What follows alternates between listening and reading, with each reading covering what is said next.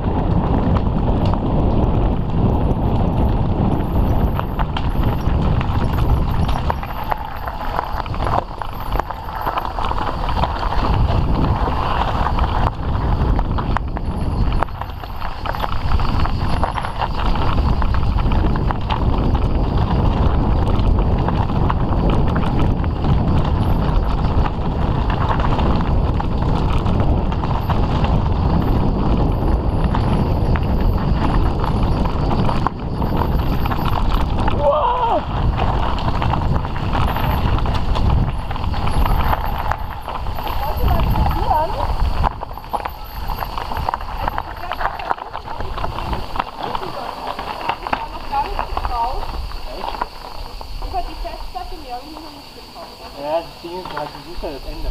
Ja, ja. Aber ich würde das ja nicht auf die Strecke machen. Aber ich habe mir jetzt gedacht, vielleicht kann ich auch fahren. Hier kann man schon runterfahren, oder? Ja. Hier sitzt man ja wie ein Bus, wenn ich will. Das ist unterrichtet. Ja. Aha.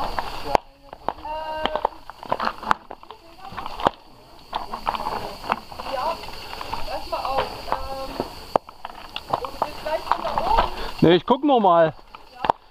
Ob ich mich das traue, ist die andere Sache. Nö. Pass mal auf, ich gebe dir mal.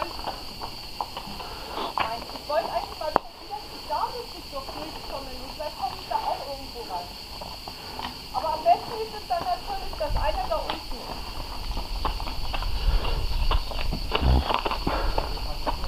ist. Also hier würde hier gehen, hier links runter.